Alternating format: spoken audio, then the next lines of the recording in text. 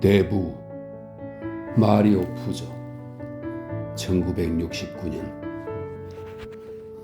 영화로도 널리 알려져 있는 유명한 장편 소설이죠. 이 작품은 모두 9개의 부로 구성되어 있습니다. 제1부 1 제1부의 1이 깁니다. 그래서 나누어서 읽겠습니다. 제1부의 1 첫 번째 글. 아메리고 보나세라는 뉴욕 제3호법정에 앉아 판결을 기다렸다. 자신의 딸을 잔혹하게 폭행하고 급급 탈례를 했던 청년들이 재판을 받고 있었다. 육중한 몸집의 판사는 의자 앞에 서 있는 2명의 젊은 남자를 완력으로 혼내줄 것처럼 검은 법복 소매를 걷어붙였다. 근엄하면서도 경멸에 찬 얼굴이 차가워 보였다. 그러나 아메리고 보나세라는 지금까지와는 달리 무언가 잘못되어 가고 있다는 느낌이 들었다. 피고들은 가장 저질적이고 타락한 행동을 했습니다. 판사가 단호하게 말했다. 그래 맞아. 아메리고 보나세라는 생각했다. 짐승이지 짐승. 판사의 말에 윤기 흐르는 머리를 짧게 깎은 두 청년이 고개를 떨구고 겸연쩍은 듯 이목구비가 뚜렷한 얼굴을 손으로 문질러 댔다. 판사가 말을 이었다.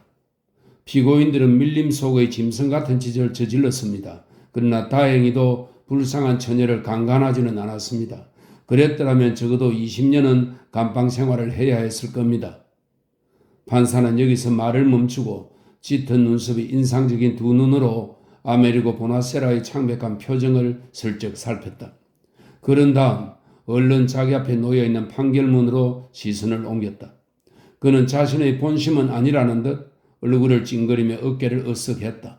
그리고 다시 판결문을 읽어 내려갔다. 그러나 나이가 젊고 전과도 없으며 모범적인 가정에서 자라난 점을 참작하고 결코 보복을 목적으로 하지 않는 법의 숭고한 정신을 받들어 본 법정은 두 피고인에게 집행유예 3년을 선고합니다.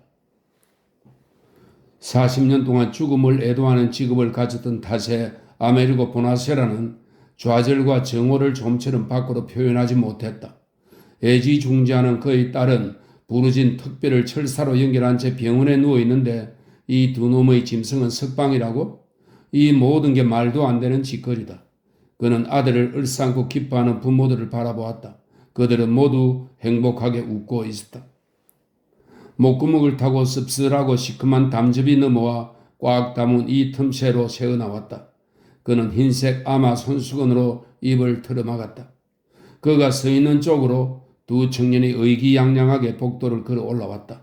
그들은 싸늘한 눈초리로 웃음을 머금고 보나세라를 본체만 채 했다. 보나세라는 손수건을 다시 접어 깨끗한 쪽으로 입을 막은 채 아무 말 없이 그들이 지나가게 해주었다. 이윽고 두 짐승의 부모가 그가 있는 쪽으로 걸어봤다. 두 남자와 두 여자 모두 보나세라와 비슷한 연배였지만 옷차림에서 미국인 티가 역력했다. 그들은 미안한 표정을 지었지만 눈에는 야릇한 승리감과 멸시하는 태도가 엿보였다. 더 이상 참지 못한 보나세라가 고꾸라질 듯한 자세로 고함을 질렀다. 내 눈에 눈물 나온 만큼 너희들도 울게 만들 거야. 너희 자식놈들이 날 울렸으니 내가 너희 놈들 눈에서도 눈물 나게 만들 거라고. 어느덧 손수건이 그의 눈물을 닦아내고 있었다. 고함 소리를 듣고 달려온 피고 측 변호사는 부모를 보호하기 위해 복도를 되돌아온 두 청년과 의뢰인들을 한꺼번에 뒤에서 에워싸며 앞으로 떠밀었다. 덩치 큰 청경도 소동을 수습하러 재빨리 보나세라 쪽으로 뛰어왔다. 그러나 그럴 필요는 없었다. 아메리고 보나세라는 미국에 사는 동안 법과 질서를 신뢰했다. 그래서 지금까지 이 사회에 발붙이고 살아올 수 있었다. 그러나 지금 그의 머릿속은 총으로 두 놈의 두개골에 구멍을 내버리는 정오와 분노에 찬 상상으로 가득했다. 그는 아무것도 모르는 아내에게 저놈들이 우리를 바보로 만들었어 라고 내뱉었다. 그는 말을 하다 말고 잠시 생각에 잠겼다. 그리고 결단을 내렸다. 그래, 더 이상 두려워하지 말자. 우리 같은 사람은 결국 정의를 위해서 돈 코를레오네에게 무릎을 꿇는 수밖에 없다. 장식이 화려한 로스앤젤레스 호텔 방에서 조니 폰테인은 어느 평범한 남편들처럼 질투심에 사로잡혀 술을 마시고 있었다. 그는 붉은색 소파에 들어누워 스카치를 병째로 마신 다음 얼음물이 담긴 크리스탈 그릇에 입을 넣고 입안을 헹궜다. 새벽 4시였다. 술에 취해 정신이 몽롱한 그는 방탕한 아내가 귀가하자마자 살해하는 상상에 사로잡혀 있었다. 집에 들어오기만 해봐라. 전처에게 전화를 걸어 아이들 안부를 묻기에는 너무 이른 시각이었다. 내리막길을 걷고 있는 처지에 친구에게 전화하는 것도 웃음거리가 될 게 뻔했다. 한때는 새벽 4시에 전화를 걸어도 반갑게 대하곤 했지만 지금은 친구들도 그를 성가시게 여겼다. 한창 잘 나갈 때는 미국의 최고 여배우들도 조니 폰테인이 아무리 밤늦게 전화를 해서 귀찮게 해도 황송했다는 생각을 하며 그는 혼자서 쓴웃음을 지었다. 스카치를 병째 마시고 있는데 문 쪽에서 아내가 열쇠로 문을 여는 소리가 들려왔다. 그는 아내가 방으로 들어올 때까지도 술병을 입에서 떼지 않고 있었다. 천사 같은 얼굴과 우수어린 보랏빛 눈동자, 가냘프면서도 완벽한 몸매의 아내는 여전히 아름다웠다. 그녀의 매력은 스크린에서 더욱 눈부시게 빛났다. 그래서 전 세계의 수많은 남자들이 마고트 애시톤을 보며 사랑에 빠지는 것이다. 그녀를 보기 위해 돈을 내고 영화관에 몰려드는 것이다. 도대체 지금까지 어디 있다 오는 거야? 조니 폰테인이 물었다. 바람 좀 피웠지? 그녀가 말했다. 마고트는 남편이 취한 줄만 알았다. 그런데 갑자기 칵테일 탁자 위로 몸을 벌떡 일으키더니 그녀의 목덜미를 움켜잡았다. 하지만 조니 폰테인은 그녀의 신비로운 얼굴과 사랑스러운 보랏빛 눈동자를 가까이 대하자 분노가 사라지고 다시 어쩔 줄 몰라 했다. 그녀는 남편의 손이 움츠러드는 걸 보며 자신도 모르게 피식 웃음이 나왔다. 얼굴은 건드리지 마. 지금 촬영 중이니까. 마고트 애시톤이 말했다. 그녀는 웃음을 참지 못했다. 벼랑간 조니가 아내의 배를 주먹으로 쳤고 그녀는 마룻바닥으로 고꾸라졌다. 조니는 곧 그녀를 덮쳤다. 그녀가 숨을 내쉴 때마다 향기로운 냄새가 났다. 조니는 자기 몸으로 그녀의 팔과 적당히 거을린 매끄러운 허벅지를 내리눌렀다. 그리고 오래전 뉴욕의 헬스 키친, 이것은 뉴욕 맨하탄 서부의 대표적인 빈민가입니다. 오래전 뉴욕의 헬스 키친에서 거친 청소년기를 보내던 시절 동네 꼬마들에게 했듯이 그녀를 때리기 시작했다. 이가 흔들거리거나 코뼈가 부러지는 따위의 흔적이 남지 않도록 고통을 가하는 방법이었다. 그러나 그는 그 정도로 아내를 세게 때리지 못했다. 그렇게 할 수 없었다. 그러자 마고트 애시톤은 그를 보며 키득키득 웃으댔다. 마루바닥 위에 벌렁 누운 그녀의 실크 가운은 어느새 허벅지 위로 기어 올라가 있었다. 그녀는 키득키득 웃으면서 그를 조롱했다. 자, 해봐. 어서. 당신이 원하는 게 솔직히 이거 아니야? 조니 폰테인은 몸을 일으켰다. 그는 마룻바닥에 누워있는 그녀가 미웠지만 그녀의 아름다움은 마법의 방패 같았다. 마고트는 도약하는 무용수처럼 몸을 굴려 튀어오르듯 일어나 조니 앞에 섰다. 그녀는 어린애처럼 우스꽝스런 춤을 추며 중얼거렸다. 조니는 나를 괴롭히지 못해. 조니는 절대 나를 괴롭히지 못해. 그러더니 이내 진지하고 슬픈 표정을 지으며 말했다. 어린애처럼 나를 구속하려 하다니 불쌍한 남자. 조니, 당신은 멍청하고 로맨틱한 이탈리아 촌놈이야. 사랑도 어린애처럼 하지.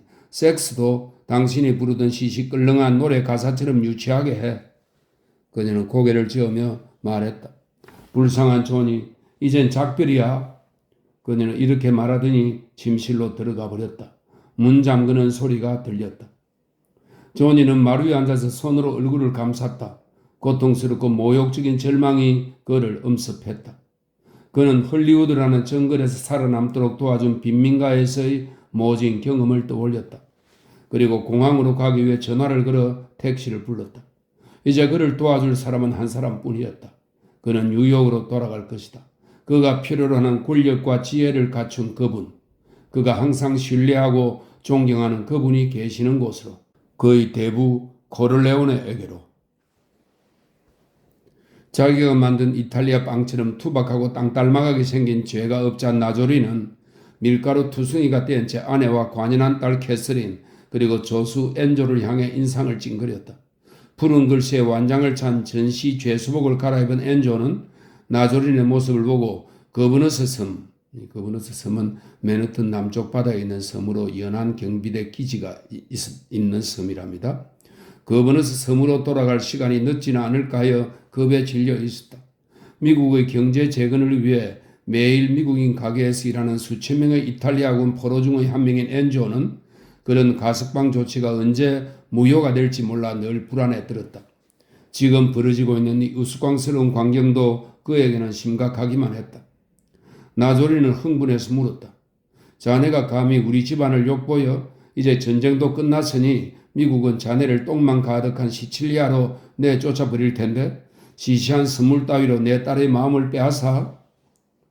키는 작지만 다부진 체격의 엔조는 손을 가슴에 얹더니 터지르는 눈물을 참고 또렷하게 말했다. 용서하세요. 하지만 성모님께 맹세컨대 전 결코 당신의 친지를 이용하지 않았어요. 전 따님을 깊이 사랑해요. 전 정중하게 청혼을 했어요.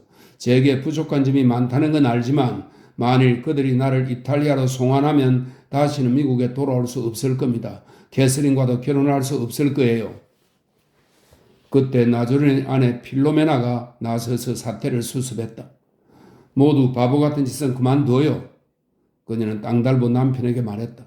당신은 이렇게 하세요. 엔조를 보내면 안 돼요. 그를 롱아일랜드의 사촌집에 숨겨줍시다. 캐서린은 곁에서 울기만 했다.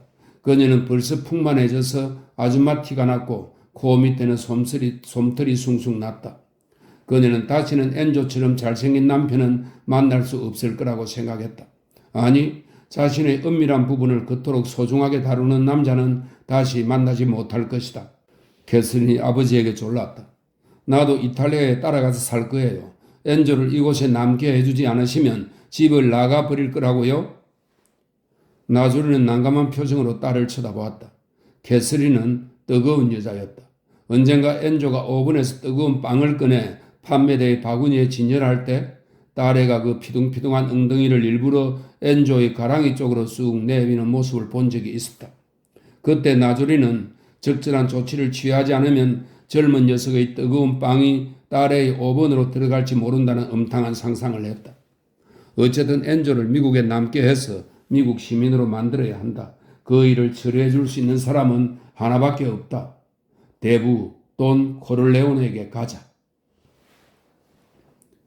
1945년 8월의 마지막 토요일, 대부의 딸 콘스탄지아 코를레오네의 결혼식에는 이런 사람들을 비롯해서 많은 사람들이 청첩장을 받았다. 신부의 아버지 돈 비토 코를레오네는 롱아일랜드의 화려한 저택에 살고 있었지만 옛 친구나 이웃을 잇는 법이 없었다. 피로연은 저택 안에서 하루 종일 계속될 예정이었다. 틀림없이 대단한 행사가 될 것이다. 일본과의 전쟁도 막 끝났기 때문에 참전 중인 아들 걱정으로 축제 분위기를 해칠 염려도 없을 것이다. 결혼식은 사람들이 마음껏 즐기는 자리가 될 것이다. 드디어 결혼식이 열리는 토요일 오후, 돈 코를레오네의 친구들은 존경을 표하기 위해 뉴욕에서 물밀듯이 밀려들었다. 그들은 저마다 신부에게 선물할 수표가 아닌 현금이 두둑하게 든 그림책 봉투를 들고 있었다. 봉투 속에는 선물하는 사람의 신분을 밝히고 대부에 대한 존경심을 적은 카드가 들어있었다. 그것은 당연히 받을 만한 존경이었다. 돈 비토 코를레오네는 도움이 필요해서 찾아오는 사람을 실망시킨 적이 없었다. 그는 지키지 못할 약속을 하거나 자기 힘으로는 할 수 없는 일이라는 따위의 비겁한 변명을 내려놓지도 않았다. 상대가 그의 친구가 아니어도 되었고 자신에게 살해금을 낼 처지가 못 되더라도 개의치 않았다. 다만 한 가지 조건만 지켜주면 되었다. 스스로 그에 대한 우정을 맹세하는 일이었다. 그렇게만 하면 아무리 가난하고 힘이 없는 사람이라 해도 돈 코를레오네는 진심으로 어려움을 들어주었다. 또한 문제를 해결하는 데 놓인 어떠한 장애물도 제거해 주었다. 그리고 나서 그가 받는 보상은 무엇일까? 이름 앞에 붙는 돈이라는 경의를 표하는 호칭이나 대부라는 더욱 친근함 있는 호칭을 넣는 것이다. 청탁이 아니라 그저 존경심만 표하고 싶을 때는 집에서 빚은 포도주 한 병이나 크리스마스 식탁을 장식할 특별히 구운 후추 양념의 탈라레, 탈라레는 이탈리아인들이 즐겨 먹는 빵의 일종입니다. 후추 양념의 탈라레를 한 바구니 선물하는 것으로 좋겠다. 도움을 받은 사람은 돈 코를레오네에게 빚을 졌다고 말로 표현해야 하며 그가 도움을 청할 때는 작은 성이라도 그 빚을 갚아야 한다는 점을 인식하고 있었다. 거기에는 암묵적인 동의가 있었고 그것은 매우 현명한 방법이었다. 딸이 결혼하는 경사스러운 날 돈 비토 코를레오네는 자신의 롱비치 저택 출입구에 서서 하객들을 맞았다. 모두들 그가 잘 알고 신뢰하는 사람들이었다. 그들은 대부분 돈 코를레오네 덕택에 편안히 살 수 있었고 이런 날에는 마음 놓고 친근하게 대부라고 부를 수 있었다. 이날은 예식을 돕는 사람들까지도 거의 친구들이었다. 바텐더를 맡은 사람은 옛 동료로 주조 기술을 발휘해 결혼식에 사용할 술을 손수 만들어 선물로 가져왔다.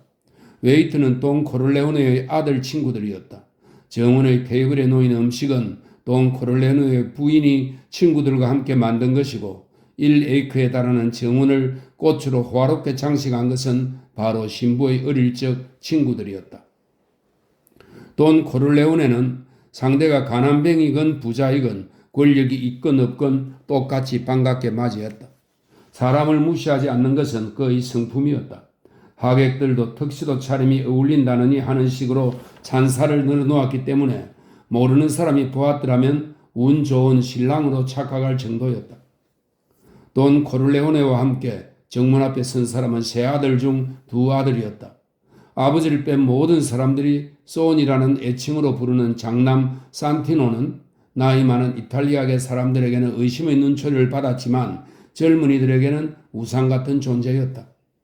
이탈리아계 미국 인민 1세대인 소니 코를레오네는 180cm가 넘는 큰 키에 순 많은 곱슬머리를 짧게 잘라서 한층 더 키가 더 커 보였다. 그는 활 모양의 두툼하고 육감적인 입술에 턱 보조개까지 더해져서 바람둥이 큐피트 같은 인상을 주었다. 게다가 소니의 황소 같은 체격과 힘에 선천적으로 절제를 모르는 성격 때문에 그의 순종적인 아내가 잠자리를 두려워한다는 소문이 공공연하게 떠돌았다. 또 소니가 청년 시절 사창가를 드나들었는데 당시 가장 경험 많고 단련된 창녀도 그의 거대한 물건을 보더니 겁을 먹고 화대를 2배로 요구했다고 한다. 그래서 결혼식에 참석한 입 크고 엉덩이가 벌어진 부인들 중에는 노골적으로 소니의 물건을 쳐다보며 크기를 가늠했다. 그러나 이날만큼은 그것도 소용없는 짓이었다. 소니 코를레오네는 아내와 세 아이들이 빤히 쳐다보는 앞에서 여동생의 들러리인 루니 맨시니에게 눈독을 들이고 있었다. 순 많은 풍성한 검은 머리를 꽃으로 장식하고 핑크빛 들러리 옷을 입은 그녀는 그런 사실을 눈치챘으면서도 모른 척하고 들러리 쓰게 앉아 있었다. 지난 일주일 동안 결혼식 준비를 하면서 두 사람은 이미 눈이 맞았는데 어느 날 아침 주례석 뒤에서 루시는 소니의 손을 꼭 잡아주었다. 그러나 들러리로서 그 이상의 진도는 나갈 수 없었다. 루시는 이 남자가 그의 아버지처럼 위대한 인물이 아니어도 상관없었다. 소니 코를레오네에게는 무엇보다 힘과 용기가 있었다. 너그러운 마음과 그의 물건 못지않게 큰 배포도 마음에 들었다. 다만 겸손한 아버지와는 달리 다혈질 기질과 급한 성격으로 판단 착오를 일으키는 경우가 많았다. 그가 아버지의 사업을 돕고 있지만 후계자가 되지 못할 거라고 사람들이 생각하는 이유도 거기에 있었다. 프레드 또는 프레도라 부르는 둘째 아들 프레데리코는 모든 이탈리아 사람들이 모범으로 생각하는 아들이었다. 그는 30살이 되도록 부모와 함께 살며 묵묵히 아버지를 보필했다. 다부지고 땅딸막한 체격에 잘생긴 편은 아니었지만 큐피트처럼 둥그런 얼굴에 투구처럼 솟은 곱슬머리, 활 모양의 입술과 같은 가족의 특징을 고스란히 물려받았다. 그러나 형과는 달리 그의 입술은 육감적이라기보다 고집스러워 보였다. 그 나이가 되도록 아버지를 보필한다는 것이 짜증날 법도 하련만 그는 한 번도 아버지에게 반항하거나 여자 문제로 아버지를 공경에 빠뜨린 적이 없었다. 이런 미덕에도 불구하고 그에게는 지도자가 갖추어야 할 인간적인 매력이나 강한 추진력 등이 부족했다. 그래서 그 역시 가업을 계승하게 될 거라는 기대를 받지 못했다. 셋째 아들인 마이클 코를레오네는 아버지나 두 형들과 어울리지 않고 정원의 구석진 테이블에 앉아 있었다. 그렇더라도 친지들의 시선을 피할 수는 없었다. 막내인 마이클 코를레오네는 위대한 아버지의 명령을 거부한 유일한 자식이었다. 그는 체격이 큰 편도 아니고 형들처럼 얼굴이 큐피트를 닮지도 않았고 칠흑 같은 검은 머리카락은 곱슬거리기보다 직모에 가까웠다. 깨끗한 연갈색 피부는 여자라면 미인 소리를 들을 법했다. 어쨌든 그는 섬세하게 잘생긴 미남이었다. 그래서 어렸을 적 그의 아버지는 막내 아들이 사내답지 못하다고 걱정하곤 했다. 마이클이 17살이 되어서야 걱정을 한시름 놓았다. 지금 이 막내 아들은 아버지나 가족과 거리를 두기로 한 자신의 선택을 증명이라도 하려는 듯 정원에서 가장 구석진 테이블에 앉아 있었다. 그 옆에는 한 미국인 처녀가 앉아 있었다. 모두들 말로만 들었던 그녀의 얼굴을 힐끔거리며 쳐다보았다. 물론 마이클은 그녀를 다정하게 배려해 주었고 가족을 포함해 결혼식에 참석한 사람들에게도 그녀를 소개했다. 그녀는 마른 편이지만 아름다웠다. 여자치고는 차가울 만치 똑똑해 보였고 행동거지는 숙녀치고 너무 자유분방해 보였다. 그녀는 자신을 K. 애덤스라고 소개했다. 사람들에게는 그런 이름도 기이하게 들렸다. 설령 자신의 선조가 200년 전에 미국에 정착했으며 자신의 이름은 흔한 이름이라고 설명했더라도 사람들은 어깨를 으쓱했을 것이다. 하객들도 돈 코를레오네가 막내 아들에게 특별한 관심을 보이지 않는다는 사실을 곳곳에서 목격할 수 있었다. 전쟁 전만 해도 마이클은 돈이 가장 아끼는 아들로 적절한 때가 되면 패밀리의 사업을 물려줄 후계자로 지목될 것이 분명해 보였다. 그는 위대한 아버지의 힘과 지력을 고스란히 물려받았고 폭력을 이용하지 않아도 사람들의 존경을 받는 특별한 능력을 타고났다. 그러나 2차 대전이 발발하자 마이클 코를레오네는 아버지의 만류를 뿌리치고 해병대에 자원 입대했다. 돈 코를레오네는 막내 아들이 자기와 별 관계도 없는 나라를 위해 싸우다 죽는 것을 두 손 놓고 바라만 볼 수 없었다. 그는 징지 판정을 내리는 의사들을 매수해서 군 입대를 막으려고 막대한 돈을 썼다.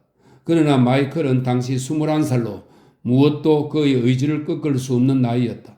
그는 결국 지원병이 되어 태평양에서 싸웠고 나중에는 해병대 대위로 진급하고 훈장도 받았다. 1944년에는 라이프지에 그의 공적을 찬양하는 글과 함께 사진이 실리기도 했다. 당시 돈 코를레오네의 친구가 그에게 잡지를 보여주었더니 돈은 대수롭지 않다는 듯이 이방인을 위해 기적을 행했군 이라고 경멸했다. 1945년 초 불구가 될 뻔했던 부상에서 겨우 회복하여 제대했을 때에도 마이클은 아버지가 손을 써서 자신이 제대하게 되었다는 사실을 알지 못했다. 그는 집에서 몇 주일 동안 쉰 다음 누구에게도 상의하지 않고 뉴햄퍼셔주 하노버에 있는 다트머스 대학에 입학했다. 그렇게 집을 떠난 후 한동안 나타나지 않다가 누이의 결혼식 참석차 처음으로 집에 돌아온 것이다. 가족에게 소개할 미래의 신부감을 대동한 채였다. 신부가 될 여자는 색이 바랜 청같이 얼굴이 하얀 미국인 처녀였다. 마이클은 다양한 하객들에 대한 설명을 간단히 들려주면서 K. 애덤스를 즐겁게 해주었다. 사실 사람들에게서 독특한 점을 발견할 때마다 즐거워하며 낯설거나 이국적인 것에 대해서도 강한 호기심을 갖는 것은 그가 사랑하는 그녀만의 매력이기도 했다. 이 사람 저 사람 구경하던 그녀의 시선은 집에서 담근 포도주 괴짝 둘레에서 서성이고 있는 몇 명의 남자들에게 머물렀다. 그들은 아메리고 보나스라와 제가업자 나조린, 안토니 코폴라와 루카 브라시였다. 그녀는 타고난 예민한 시각을 발휘해 4명의 남자가 별로 즐거워하지 않는 것 같다고 말했다. 마이클은 웃으며 그래 잘 봤어. 저 사람들은 아버지를 은밀히 만나려고 기다리고 있는 중이야. 무언가 부탁을 하려고 말이야 라고 말했다. 네 남자의 시선이 줄곧 돈 코를레오네를 따라다니는 것만 봐도 쉽게 짐작할 수 있는 일이었다. 돈 코를레오네가 하객을 맡고 있을 때 검정 시보레 세단이 길 건너편 정류장에 멈춰 섰다. 앞좌석에 타고 있는 두 남자가 우도에서 수첩을 꺼내더니 도로 주변에 주차해 놓은 자동차의 번호를 적기 시작했다. 소니가 급히 아버지에게 달려왔다. 저기 저자들 경찰인 것 같습니다. 돈 코를레오네는 어깨를 으쓱했다. 도로는 내 소유가 아니니 그들이 무얼 하든 나무랄 수 없지 않느냐? 큐피드를 닮은 소니의 잘생긴 얼굴이 분노로 벌개졌다. 저 무식한 놈들은 예의라는 걸 조금도 모르는군. 그는 계단을 내려가 길 건너편에 주차해 있는 검정색 세단이 있는 쪽으로 걸어갔다. 그리고 환한 얼굴을 운전사의 얼굴 가까이 들이밀었다. 운전수는 지갑을 펼쳐 녹색 신분증을 보여주었지만 겁먹은 표정은 아니었다. 소니는 아무 말 없이 뒤로 물러섰다. 그는 세단의 뒷문을 톡톡 친 다음 침을 택 뱉고 이쪽으로 걸어왔다. 운전수가 차에서 내려 뒤쫓아오기를 기다렸지만 아무 일도 일어나지 않았다. 그는 계단에 도착해서 아버지에게 말했다. 저 녀석들 FBI 요원들이에요. 자동차 번호를 죄다 적고 있더군요. 건방진 놈들. 돈 코를레오네는 그들이 누군지 알고 있었다. 그럴 줄 알고 가까운 친구들에게는 남의 차를 빌려 타고 오라고 일러두었다. 그가 아들이 시비 거는 것을 말리면서도 화를 내도록 내버려 둔 데는 목적이 있었다. 쓸데없이 참견하는 사람들에게 그들의 출연을 기대하거나 반가워하지 않는다는 것을 상기시켜 주기 위해서였다. 하지만 돈 코를레오네 자신은 화를 내지 않았다. 사회적인 모욕은 참아야 하며 지금은 아무리 하찮아도 눈만 똑바로 뜨고 있으면 언젠가는 힘있는 사람에게 복수할 수 있게 된다는 사실을 경험을 통해 배웠기 때문이다. 그래서 그는 자신을 칭송하는 친구들에게도 결코 겸손함을 잃지 않았다. 저택 뒤 정원에서는 4인조 악단이 연주를 막 시작했다. 하객들은 모두 도착했다. 돈 코를레오네는 FBI 요원들로 인한 마음의 잡념을 몰아내고 두 아들을 앞세워 결혼식장으로 걸어갔다.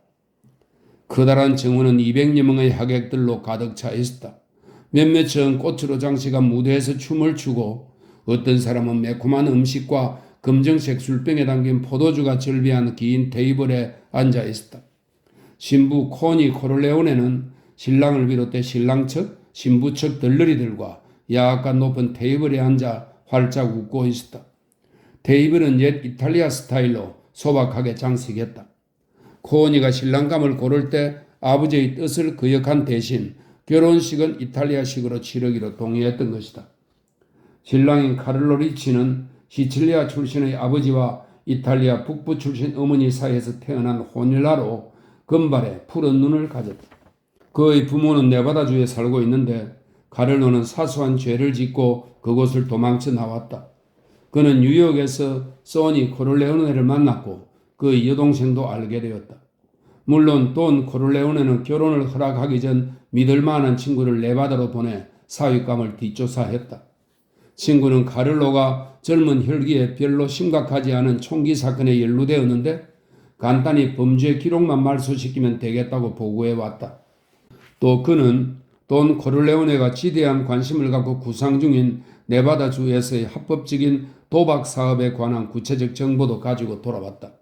이 일은 세상의 모든 기회를 이용할 줄 아는 그의 탁월한 수완을 부분적으로 보여주는 일이었다. 코니 코를레오네는 별로 예쁜 얼굴은 아닌데다 비쩍 마르고 신경질적인 편으로 결혼 후에는 잔소리도 많아졌다. 그러나 순백의 신부복으로 변신을 한 오늘만은 그녀도 눈부시게 아름다웠다.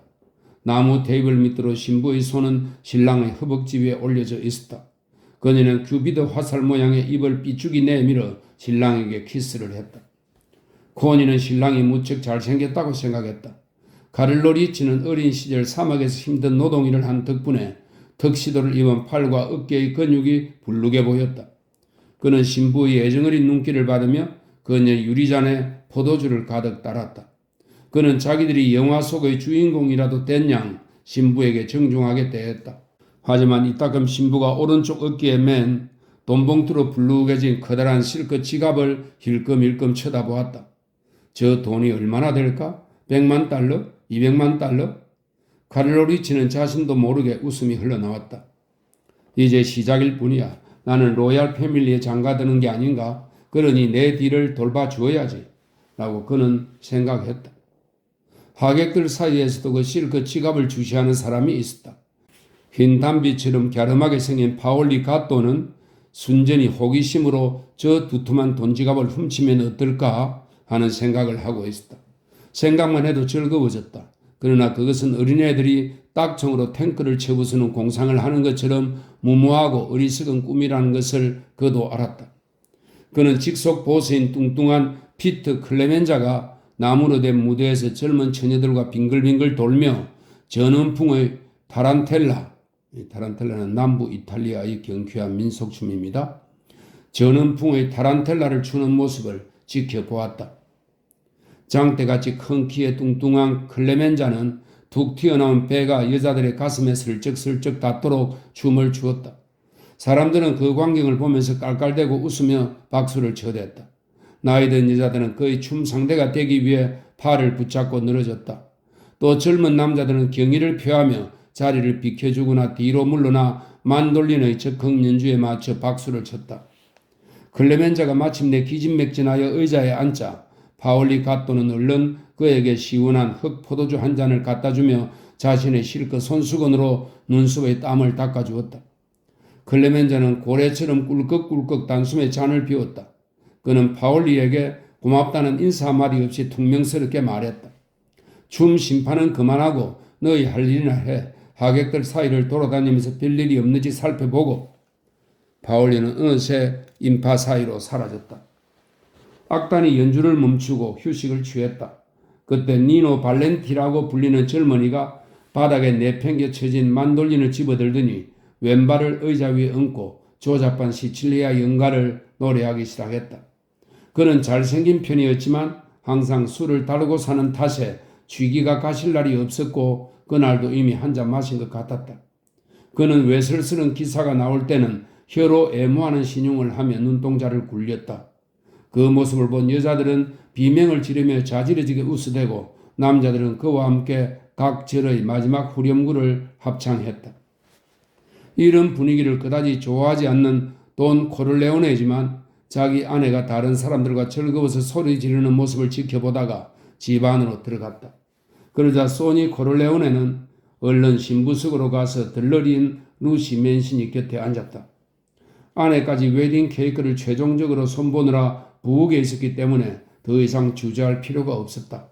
소니가 루시의 귀에 대고 몇 마디 속삭이자 그녀는 자리에서 일어났다.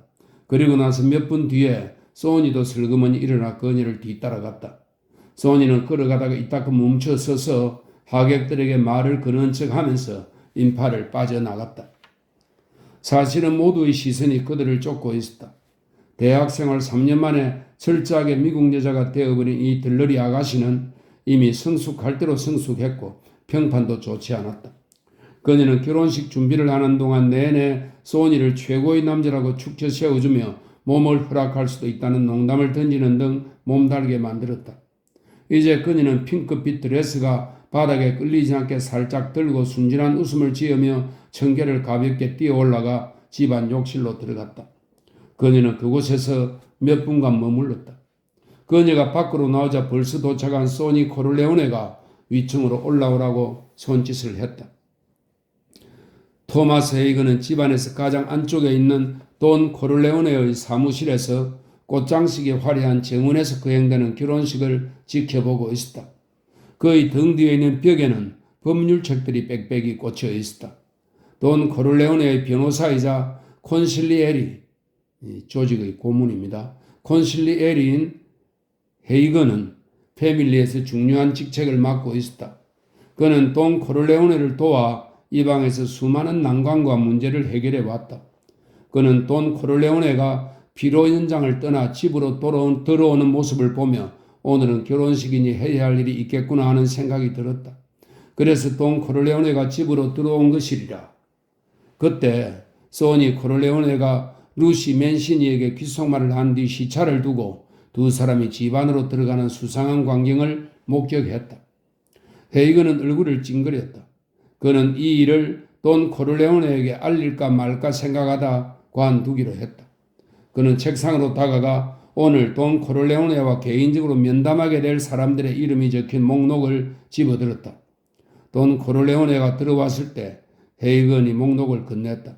돈 코를레오네는 고개를 끄덕이며 보나세라는 맨 끝에 들여보내 라고 지시했다. 헤이건은 유리문을 열고 정원으로 나가 곧장 포도주 괴짝을 둘러싸고 있는 사람들에게로 갔다. 그는 먼저 땅딸마간 제과업자 나조린을 지목했다. 돈 코르레오네는 제과업자를 반갑게 맞이하며 포옹했다. 두 사람은 어린 시절 이탈리아에서 함께 놀며 우정을 키웠던 사이였다. 부활절이 되면 나조리는 돈 코르레오네의 집에 트럭 바퀴만큼 커다랗고 껍질이 노란 가꾸운 치즈 메가파이를 선물했다. 또 크리스마스나 가족의 생일날에는 빠지지 않고 크림이 듬뿍 들어간 페스트리를 가져왔다. 그 모든 것이 나조린에게는 나름대로 존경을 표시하는 방법이었다. 나조린은 처음 제과점을 열었을 때 돈 코르레오네가 조직한 제과업자 노동조합의 회비를 꼬박꼬박 냈다. 그에 대한 대가로 전시의 암시장에서 통용되던 OPA, 이것은 2차 세계대전 중에 설립된 농산물과 서비스의 생산 및 분배, 가격을 통제하던 기관입니다. OPA 설탕 쿠폰을 얻어달라고 한 것 외에는 지금까지 어떤 부탁도 해본 적이 없었다. 제과업자는 이제야 그동안의 충성과 우정에 대한 대가를 요구하게 되었고 돈 코르레오네 역시 기꺼이 그의 부탁을 들어줄 준비가 되어 있었다. 그는 제과업자에게 디 노빌리 담배와 노란색 스트레가 한 잔을 건네며 다정하게 어깨에 손을 얹고 용건을 말해보라고 했다. 그것은 돈 코르레오네의 인간성을 말해주는 증거였다. 가난하고 어려운 시절을 겪어본 그는 남에게 부탁하는 일에 얼마나 큰 용기가 필요한지 잘 알고 있었다. 제과업자는 자기 딸과 엔조 이야기를 꺼냈다. 엔조는 시칠리아 출신의 괜찮은 젊은이다. 미군에 체포되어 전쟁 포로로 미국에 왔다. 게다가 가석방을 지켜 전쟁 뒷바라지까지 했다. 정직한 엔조와 자신의 얌전한 딸 캐서린 사이에 순수한 사랑이 싹텄는데 이제 전쟁이 끝나 불쌍한 청년은 이탈리아로 송환될 것이다. 그럼 자기 딸은 시련의 고통으로 죽을지도 모른다. 오직 대부 코르레오네만이 이 불쌍한 연인을 도울 수 있다. 당신이 마지막 희망이다. 돈 코르레오네는 방안을 왔다 갔다 하며 이야기를 듣다가 나조린에게 다가가 어깨에 손을 얹으며 그의 용기를 복돋아 주려는 듯 고개를 끄덕였다. 제과업자가 이야기를 끝내자 돈 코르레오네는 미소를 지으며 여보게 걱정일란 집어치우게 라고 말했다. 이어서 그는 앞으로 어떻게 해야 하는지 찬찬히 설명하기 시작했다. 우선 이 지역 국회의원에게 진정을 해야 한다. 국회의원은 엔조가 시민권을 받을 수 있도록 의회에 특별 정서를 제출한다. 그 정서는 틀림없이 의회에서 통과된다. 그런 작자들은 서로 봐주고 그러기 때문이다. 돈 코르레오네는 이 일을 진행시키려면 $2,000는 들어갈 거라고 설명했다. 돈 코르레오네는 틀림없이 잘 될 것을 보장한다고 말하며 비용을 댈 수 있느냐고 물었다. 제과업자는 열심히 고개를 끄덕였다. 애초에 공짜로 부탁을 하러 온 것은 아니었다. 그는 충분히 이해할 것 같았다. 의회의 특별 조치니 그만한 비용이 들 것이다. 나조리는 고마워서 눈물이 핑 돌았다. 돈 코르레오네는 그를 문까지 배웅하며 구체적인 상황은 제과점으로 사람을 보내 알려줄 테니 필요한 서류나 준비해 놓으라고 했다. 제과업자는 돈 코르레오네와 포옹한 뒤 정원으로 나갔다. 헤이그는 돈 코르레오네를 보며 미소를 지었다. 나조린 씨로선 이익이 확실한 투자군요. 사위와 평생 뿌려먹을 조수를 $2,000에 얻었으니까. 참, 그런데 이 일은 누구에게 맡길까요? 돈 코르레오네는 얼굴을 찡그리며 생각에 잠겼다. 우리 애들에게 시키지 말고 이웃 지역의 유대인에게 맡기게. 집 주소도 바꾸게 하고 전쟁이 끝났으니 이런 일이 많아질 거야. 워싱턴에 인력을 추가로 투입시켜 수요가 많아져도 가격이 오르지 않도록 잘 대비해 주게. 헤이그는 돈 코르레오네의 지시를 수첩에 받아 적었다. 루테코 말고 피시 의원에게 접촉해 봐. 그 다음에 헤이건이 데리고 온 남자는 매우 간단한 부탁을 했다. 안토니 코폴라라는 이름의 남자는 돈 코르레오네가 젊었을 때 철도 공사장에서 함께 일했던 동료의 아들이다. 코폴라는 피자 가게를 내리는데 여러 가지 집기도 사고 특수 오븐도 사려면 $500가 필요하다. 그런데 몇 가지 조건이 미달되어 은행 돈을 빌릴 수 없다는 이야기였다. 돈 코르레오네는 주머니에서 지폐 다발을 꺼냈다. 그러나 그것으로 부족하자 그는 인상을 찡그리며 톰 헤이곤에게 말했다. 내게 $100만 빌려주게. 월요일에 은행이 열리면 갚아주겠네. 그러자 탄원하는 사람은 $400면 충분하다고 말했다. 그러나 돈 코르레오네는 그의 어깨를 두드리며 해명하듯이 말했다. 결혼식에 터무니없이 많은 돈이 들어가서 지금 가진 현금은 이것뿐이네. 그는 헤이건이 건넨 돈을 받아 자신의 지폐 다발과 함께 안토니 코플라에게 주었다. 헤이건은 속으로 탐복하며 이 광경을 지켜보았다. 돈 코를레오네는 사람이 어떻게 돈을 쓰는 것이 잘 쓰는 것인지 가르쳐 주었다. 돈 코를레오네는 반드시 개인적으로 자선을 베풀었다. 안토니는 돈 코를레오네와 같은 사람이 자신을 위해 돈을 빌리는 모습을 보며 얼마나 감격했을까. 코플라도 그가 백만장자라는 사실을 모르지 않을 것이다. 그러나 과연 얼마나 많은 백만장자가 가난한 친구로 인한 불편을 조금이라도 감수하려고 할까? 돈 코를레오네는 다음 방문자가 궁금한 듯 고개를 들었다. 헤이건이 말했다. 목록에는 올라있지 않지만 루카 브라시라는 자가 뵙고 싶어 합니다. 드러내놓고 만나뵐 수 없다는 사실을 알지만 개인적으로 축하드리고 싶다고 합니다. 돈 코를레오네는 처음으로 불쾌한 기색을 보였다. 꼭 그래야 할까? 의외의 대답이었다. 헤이건은 어깨를 으쓱해 보였다. 저보다 그 자에 대해 더 잘 아시지 않습니까? 결혼식에 초대해 주셨다고 매우 고마워하더군요. 자기는 기대도 하지 않았답니다. 그래서 자기 입으로 직접 인사를 드리고 싶어 하는 것 같습니다. 돈 코를레오네는 고개를 끄덕이며 루카 브라시를 데려오라고 손짓했다. 정원에서는 케이 애덤스가 험상궂고 분노에 찬 루카 브라시의 얼굴을 보며 놀라고 있었다. 그녀는 마이클에게 그에 대해 물어보았다. 마이클이 케이를 결혼식에 데려온 이유는 그녀가 자기 아버지의 실체를 큰 충격 없이 서서히 받아들이게 되기를 바라는 마음에서였다. 지금까지 그녀는 돈 코를레오네를 다소 비윤리적인 사업가점으로 생각하고 있는 것 같았다. 마이클은 나머지 진실도 간접적으로 설명해야겠다고 결심했다. 그는 루카 브라시가 동부 지역의 암흑세계에서 가장 두려운 인물이라고 설명했다. 그의 장기는 단독 청부 살인인데 공범이 없어서인지 발각된 적이 한 번도 없다고 했다. 마이클은 얼굴을 찡그렸다. 그 소문이 사실인지 아닌지는 나도 잘 몰라. 다만 저 사람이 아버지의 친구라는 사실은 분명해. 케이는 조금 이해할 것 같았다. 그녀는 약간 미심쩍은 부분이 있는 듯 다시 물었다.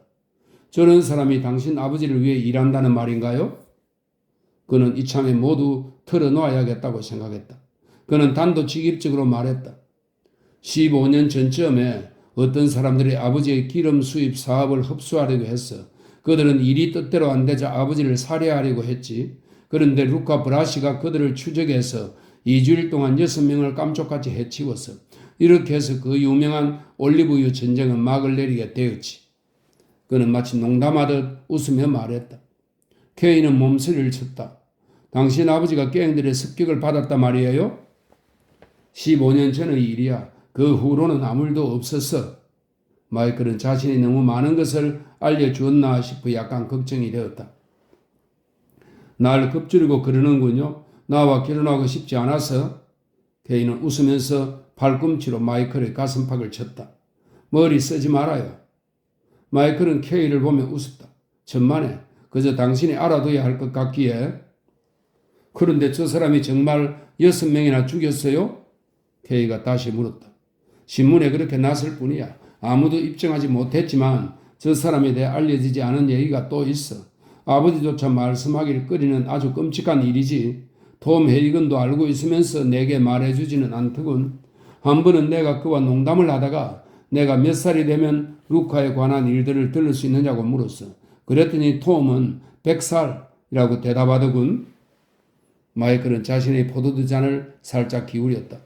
틀림없이 무언가 있어. 그리고 분명 루카와 관련된 일일 거야. 루카 브라시는 실로 지옥의 악마도 경악할 만한 존재였다. 짝달마간 키에 머리통이 커다란 그가 출연하면 위험의 경종이 울렸다.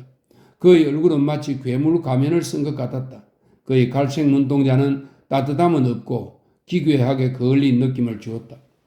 송아지고기 색깔을 띤 얇고 팽팽한 입술은 잔악해 보인다기보다는 생명이 없어 보였다.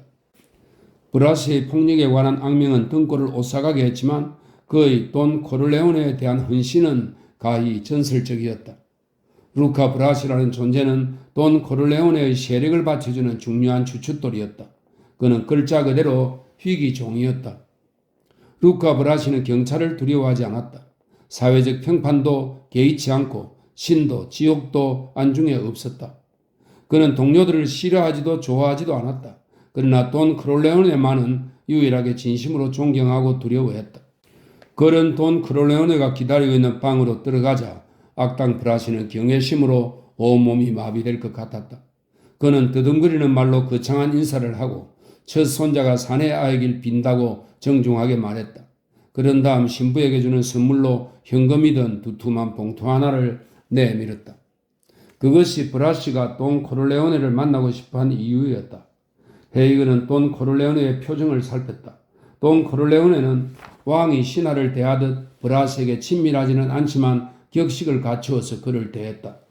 돈 코르레오네는 행동이나 말 한마디 한마디에서 루카 브라시가 그에게 얼마나 가치 있는 사람인지 확인해 주었다.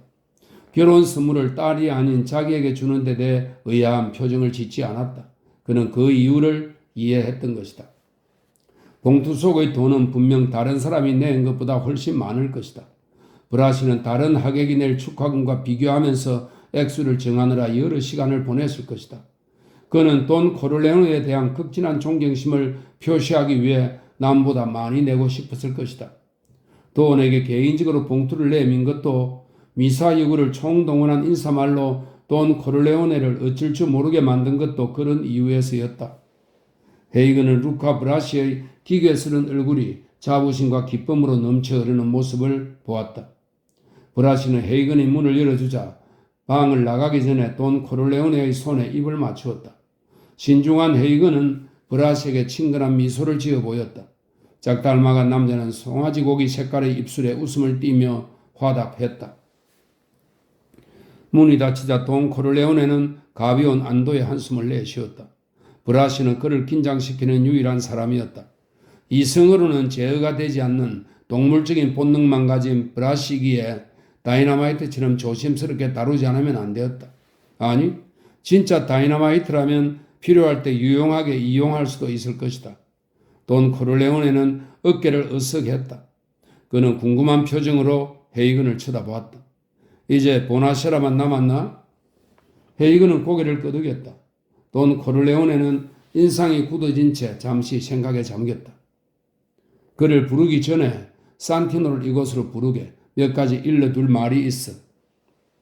헤이건은 정문으로 나가 소니 코르레오네를 급히 찾았다. 보나세라에게는 좀 더 기다리라고 말한 뒤 마이클 코르레오네와 그의 여자친구에게 다가갔다. 소니 못 보았나? 마이클은 고개를 저었다. 제기랄, 소니가 들러리 아가씨와 놀아나고 있다면 문제가 복잡해지는데 소니의 아내와 처녀의 가족들이 알게 되면 큰일인데? 그는 이런 걱정을 하면서 반시간 전 소니가 사라졌던 문을 향해 걸음을 옮겼다. 헤이건의 뒷모습을 보며 케이 애덤스는 마이클 크로레오네에게 물었다. 저 사람은 누구예요? 당신 형제라고 소개했지만 성이 다르잖아요. 게다가 이탈리아 사람처럼 보이지 않아요? 톰은 12살부터 우리와 함께 살았어.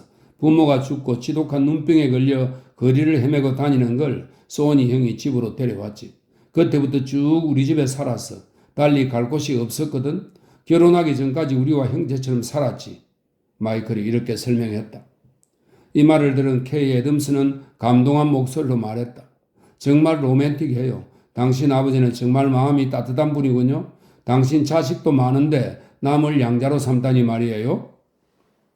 마이클은 이탈리아 이민자에게 아이 내서 많은 게 아니라는 말을 하려다 관두었다. 다만 톰은 양자로 들인 게 아니라 그냥 우리와 살았을 뿐이야 라는 말만 했다. 아니 왜 입양을 하지 않았죠? 호기심이 생긴 케이가 물었다. 마이클은 끌끌 웃었다. 아버지는 톰에게 성을 바꾸게 하는 것은 도리가 아니라고 말씀하셨지. 톰의 부모에게 대한 도리. 그들은 헤이건이 소니를 찾으러 돈 코르레오네의 집무실로 통하는 유리문으로 들어가는 모습을 보았다. 케이는 손가락으로 아메리고 보나시아를 가리켰다. 저 사람들은 왜 오늘 같은 날 당신 아버지를 찾아와서 성가시게 하는 거죠? 케이가 물었다. 마이클은 다시 웃었다. 딸의 결혼식 날에는 남의 부탁을 거절하지 못하는 게 시칠리아의 풍습이야. 시칠리아 사람들은 이런 기회를 그대로 넘기는 법이 없지. 루시 맨시니는 핑크 드레스가 마룻바닥에 끌리지 않도록 잡은 뒤 계단을 뛰어 올라갔다. 큐피트를 닮은 소니 크롤레오네의 얼굴은 포도주로 불쾌해진 데다 억누를 숨는 욕정으로 이글거렸다. 루시는 약간 겁이 났지만 사실 이 순간을 위해 지난주 내내 그를 애타게 만들었던 것이다. 지난 2년간 그녀는 여러 남자들과 연애를 했지만 그들에게서는 아무것도 느끼지 못했고 누구와도 일주일 이상을 지속한 적이 없었다. 두 번째 남자는 말다툼 끝에 넌 거기가 너무 커 라는 말을 중얼거리더니 떠나가 버렸다. 루시는 그 말뜻을 알아들었기 때문에 그 학기 내내 아무와도 데이트하지 않았다. 루시는 지난 여름 절친한 친구인 코니 코롤레오네의 결혼 준비를 도우면서 소니에 대해 수군거리는 소리를 들었다. 어느 일요일 오후 코롤레오네 가의 부엌에서는 소니의 아내 산드라가 남편에 대해 거침없이 떠벌리고 있었다. 이탈리아에서 태어나 어릴 때 미국으로 건너온 산드라는 괄괄한 성격의 풍미와는 거리가 먼 여자였다. 튼튼한 체격에 가슴도 풍만하고 결혼 5년 만에 이미 세 아이의 엄마가 되어 있었다. 산드라를 비롯해 몇 명의 부인들은 끔찍했던 초야의 경험을 털어놓으며 코니를 놀려댔다. 맙소사, 처음 소니가 나무막대 같은 걸 가지고 다가오는데 꼭 죽을 것만 같아서 비명을 질렀다니까? 처음 1년 동안은 내 거기가 펄펄 끓인 마카로니처럼 짓물렸다오? 그런데 남편이 다른 여자들과도 그 짓을 했다는 얘기를 듣고 곧장 교회로 가서 불쌍한 여자들을 위해 기도를 했지. 모두 깔깔대고 웃었지만 루시는 다리 사이에 속살이 조여드는 느낌이 들었다. 루시는 계단을 뛰어올라 소니에게 오는 동안 뜨거운 욕정이 몸 전체를 휘감는 걸 느꼈다. 위층에 올라가자 소니는 그녀의 팔을 잡아채더니 복도를 지나 빈 방으로 끌고 갔다. 문이 닫히자 루시는 다리에 힘이 풀렸다. 소니의 입술이 그녀의 입술을 덮쳤다. 그의 입에서는 담배 탈 때의 씁쓸한 맛이 났다. 루시도 입을 벌렸다. 옷감의 바스락거리는 소리와 함께 소니의 손이 루시의 드레스 밑으로 파고 들어갔다. 크고 따뜻한 그의 손이 다리 사이에 느껴지는가 했더니 이내 공단 팬티를 내리고 은밀한 속살을 애무하기 시작했다. 소니가 바지를 벗는 동안 그녀는 소니의 목에 팔을 두른 채 매달려 있었다. 이었고 그가 양손으로 허옇게 드러난 루시의 엉덩이를 밑에서 받쳐 들어올렸다. 루시는 발끝으로 서서 다리로 그의 허벅지를 감았다. 그리고 입 안으로 밀고 들어온 소니의 혀를 힘껏 빨았다. 소니가 갑자기 몸을 밀어붙이는 바람에 루시의 머리가 문에 부딪히고 말았다. 그녀의 다리 사이에 뜨거운 것이 닿았다. 루시는 소니의 목에 둘렀던 오른손을 내려 그의 손길을 안내했다. 그녀의 손이 뜨거운 페니스를 쥐었다. 손 안에서 짐승처럼 꿈틀거리던 페니스는 루시가 자신의 부풀어 오른 촉촉한 속살로 인도하자 환희를 이기지 못해 눈물을 흘렸다. 마침내 그것이 몸속으로 들어오자 루시는 믿을 수 없는 쾌락으로 헐떡거리며 다리를 그의 목 근처까지 들어 올렸다. 헤아릴 수 없는 고통을 수반한 성난 화살이 번개같이 찌르자 그녀의 몸은 전율하면서 골반을 위로 더 위로 휘어지게 만들었다. 마침내 몸이 부서지는 듯한 절정에 도달했다. 단단하던 것이 시들어지면서 그녀의 허벅지에 굼실굼실 정액을 쏟아냈다. 루시의 다리는 서서히 풀어지더니 마침내 마루 위로 미끄러져 내려왔다. 두 사람은 서로 등을 기대고 누워 가쁜 숨을 몰아 쉬었다. 그렇게 한동안 시간이 흘렀을까? 조용히 문 두드리는 소리가 들렸다. 소니는 문이 열리지 않도록 잠근 다음 허겁지겁 바지를 입었다. 루시도 핑크 드레스의 매무새를 가다듬은 뒤 눈을 깜빡거렸다. 이제 루시에게 희열을 주었던 그것은 점잖은 검정색 옷 속으로 자취를 숨겼다. 헤이건의 낮은 음성이 들렸다. 소니, 거기 있나? 소니는 안도의 한숨을 내쉬며 루시에게 눈을 찡긋해 보였다. 톰, 왜 그래? 헤이건은 여전히 낮은 목소리로 아버지가 집무실에서 보자고 하시네? 라고 말했다. 소니는 헤이건의 발소리가 멀어질 때까지 잠시 기다렸다가 루시의 입술에 키스를 했다. 그리고 헤이건을 뒤따라 갔다. 루시는 머리를 빗었다. 드레스 매무새도 정돈하고 가트 벨트도 잡아당겼다. 몸이 찌부드드하고 입술은 보랏빛 멍이들어 쓰라렸다. 허벅지에는 끈적끈적하게 젖은 느낌이 남아있었지만 그대로 밖으로 나갔다. 그녀는 청개를 내려가 욕실에 가서 씻을 수도 있었지만 곧장 정원으로 나갔다. 루시는 코니 옆의 덜러리석에 앉았다. 코니는 발끈 신경질을 부렸다. 루시, 너 어디 있었니? 너 술 취한 것 같다. 이제 내 옆에 있어. 금발의 신랑은 루시의 잔에 포도주를 따라주면서 의미 있는 미소를 지었다. 루시는 개의치 않고 검붉은 포도주로 바싹 마른 입안을 적셨다. 허벅지 사이에 끈끈하고 축축한 느낌이 들어 다리를 더욱 밀착시켰다. 다시 한번 온몸에 전율이 흘렀다. 그녀는 포도주 잔에 입술을 대고 눈으로는 소니 코를레오네를 애타게 찾았다. 그러나 보고 싶어하는 사람은 보이지 않았다. 그녀는 코니에게 귓속말로 장난스럽게 속삭였다. 몇 시간만 지나면 너도 모든 걸 알게 될 거야. 코니가 킬킬거렸다. 루시는 신부에게서 보석을 훔친 것처럼 불안한 승리감에 젖어 새침하게 테이블 위에서 깍지를 꼈다.